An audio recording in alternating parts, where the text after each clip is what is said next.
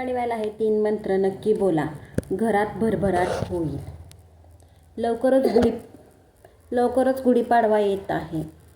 19 मार्च 2026ला गुरुवारी गुढीपाडवा येत आहे. गुढी उभारताना हे 3 मंत्र नक्की म्हणा. हे कोणते मंत्र आहेत ते आता आपण पाहूयात. गुढीपाडव्याच्या पूजेत म्हणायचे मंत्र. गुढी उभारल्यानंतर देवाला नमस्कार करून खालील मंत्र म्हटले जातात. गुढीची पूजा झाल्यानंतर पूजा करताना हे मंत्र म्हणावे.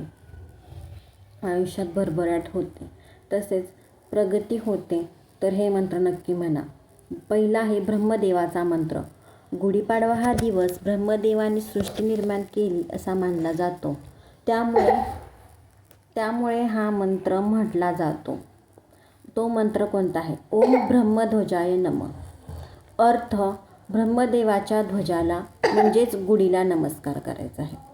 दुसरा आहे शुभेच्छा मंत्र.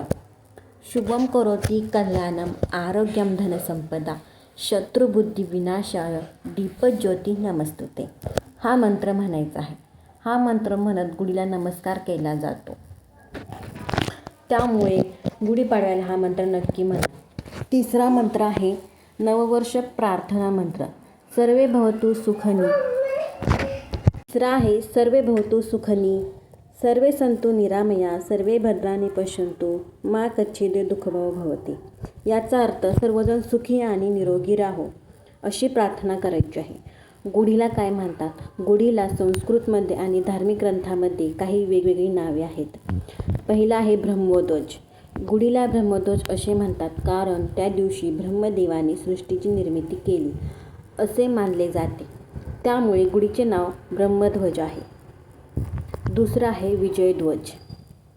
गुढीला विजयध्वज असेही म्हणतात कारण भगवान रामांनी रावणावर विजय मिळवून अयोध्येला परतल्यावर विजयाचे प्रतीक म्हणून गुढी उभारली, म्हणून याला विजयध्वज असे म्हणतात.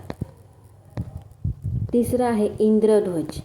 काही ठिकाणी गुढीला इंद्रध्वज असेही म्हणतात कारण इंद्रदेवाच्या विजयाचे प्रतीक म्हणून हा ध्वज उभारला जातो. हा ध्वज उभारण्याची परंपरा होती, त्यामुळे याला इंद्रध्वज असे म्हणतात. थोडक्यात सांगायचे तर गुढीला मुख्य तीन नावे आहेत. पहिला आहे ब्रह्मध्वज, दुसरा आहे विजयध्वज आणि तिसरा आहे इंद्रध्वज. ही गुढीची 3 नावे आहेत. व्हिडिओ आवडला असेल तर लाईक करा, शेअर करा, सबस्क्राईब करा. Thanks for watching.